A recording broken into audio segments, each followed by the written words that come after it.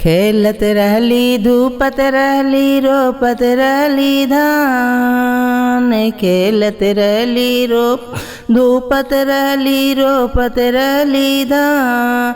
माने माने सोचत रहली माने मान सोचत रहली जइबै बाबा धाम। बोलो भैया राम राम शिव के मंदिलवा झारखंड। बोलो भैया राम राम शिव के मंदिलवा झारखंड। बोलो भैया राम राम कथी के मंदिलवा शिव के कथी लगल के बड़।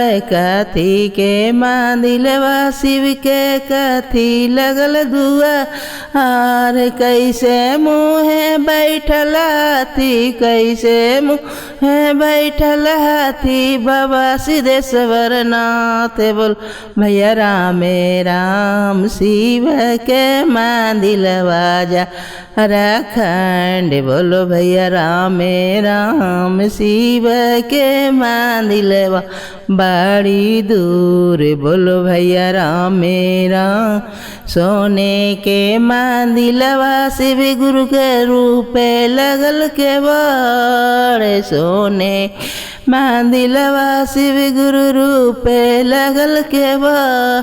दक्षिण मुँहे बैठल हथिन दक्षिण मुँहे बैठल हाथी बाबा सिद्धेश्वर नाथ। बोलो भैया राम राम शिव के मंदिलवा झारखंड। बोलो भैया राम राम शिव के मंदिलवा झारखंड।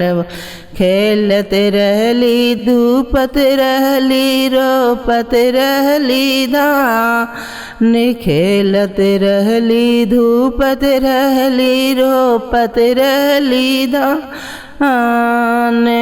माने माने सोचत रहली माने माने सोचत रहली जइबै बाबा धाम। बोलो भैया राम राम शिव के मंदिलवा बैजनाथ। बोलो भैया राम राम गुरु के मंदिलवा झारखंड। बोलो भैया राम राम कथी के मंदिलवा शिव के कथी लगल दुआर।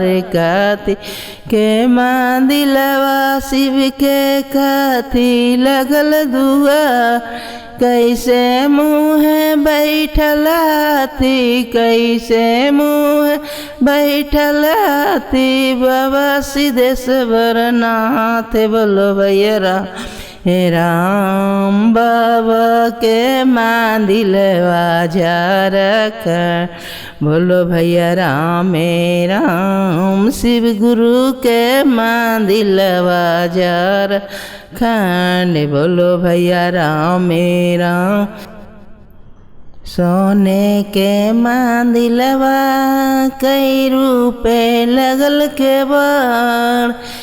पूरब मुँहे बैठल हाथी पूरब मुँह बैठल हाथी बाबा सिद्धेश्वर नाथ। बोलो भैया राम राम शिव के मंदिलवा बड़ी दूर। बोलो भैया राम राम शिव के मंदिलवा झारखंड। बोलो भैया राम राम।